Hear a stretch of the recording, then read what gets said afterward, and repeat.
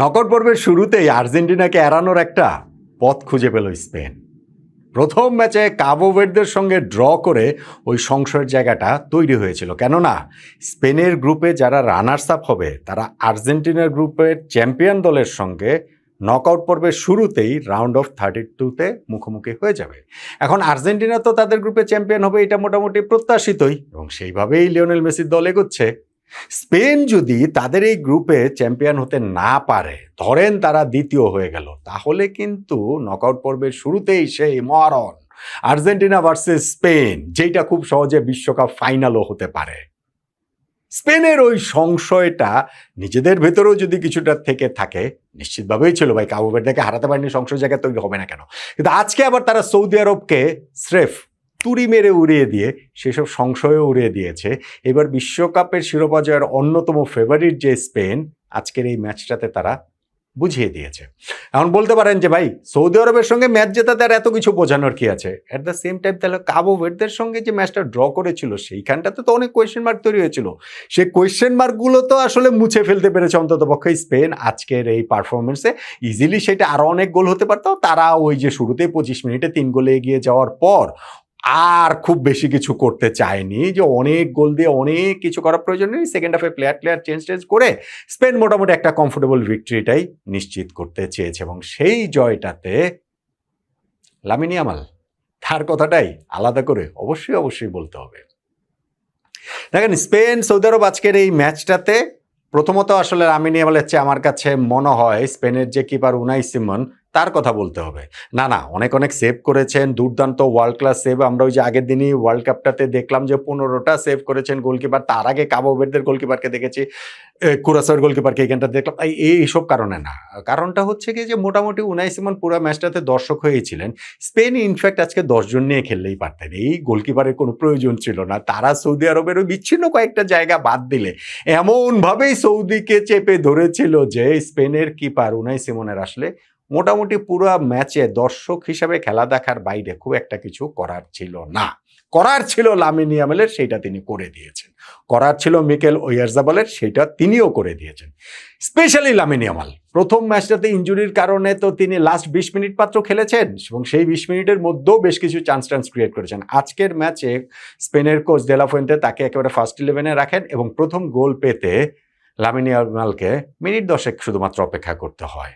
Left side থেকে একটা ক্রসফিল্ড যেই বলটা দিয়েছিলেন, ওয়াইয়ারজাবাল দিয়েছিলেন বক্সের মধ্যে, ভেরি ডেঞ্জারাস বল, এবং সেইটাতে ইয়ামাল যে অ্যান্টিসিপেট করে সেকেন্ড বারে গিয়ে স্লাইড করে বলটাকে জালে জড়িয়ে দিলেন।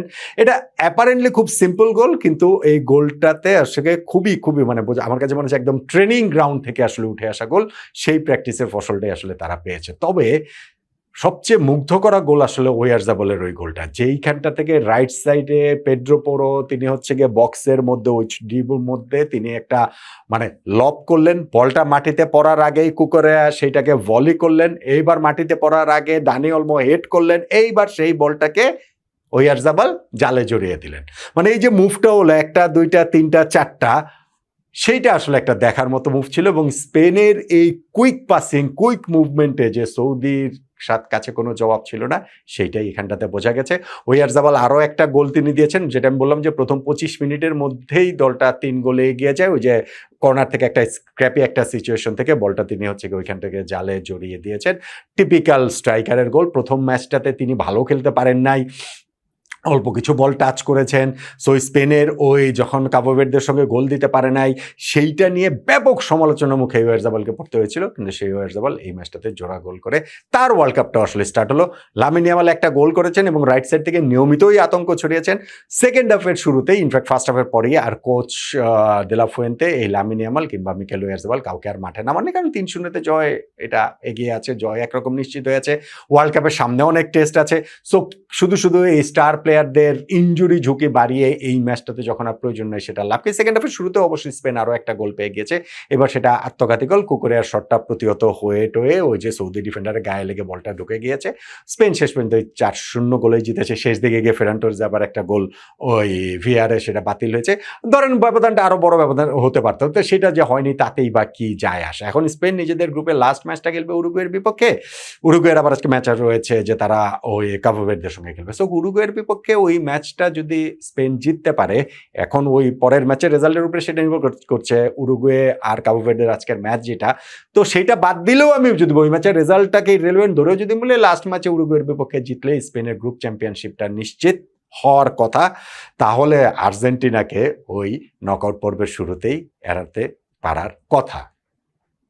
আর্জেন্টিনা স্পেন যদি নকআউট পর্বের শুরুতে মুখোমুখি হয়ে যেত, আমি বলছিলাম এটা ফাইনালের আগের ফাইনাল, এবং এত আর্লি টুর্নামেন্টে এইরকম টপ ফেভারিট দলগুলোর মধ্যে আছে এরকম দুইটা দল মুখোমুখি হয়ে যাওয়াটা টুর্নামেন্টের আকর্ষণটা আসলে একটুখানি কমিয়ে দেয়। সো সেই হিসাবে স্পেনের আজকে ফর্মে ফেরা, ছন্দে ফেরা এবং তাদের খেলা যে প্রতিশ্রুতি, তারা নিজেদের আবার একটা ওয়ান অফ দ্য ফেভারিট হিসাবে রিএস্টাবলিশ করতে পারা, এই সব কিছুই আজকের স্পেনের প্রাপ্তি, সবচেয়ে বড় প্রাপ্তি বোধ করি।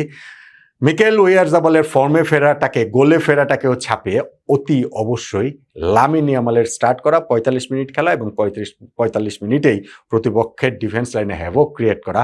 নিকো উইলিয়ামসও কিন্তু তিনি শুরু থেকে খেলেননি, 60 মিনিটস পর লাস্ট 30 মিনিটস তিনি খেলেছেন। সো স্পেনের এখন নেক্সট যে কোচ চাইবেন যে নিকো উইলিয়ামসকে নেক্সট ম্যাচেও যদি স্টার্ট করা যায়, নিকো উইলিয়ামস, লামিন ইয়ামাল, স্পেনকে তখন আরও অনেক বেশি স্পেনের মতোই লাগবে।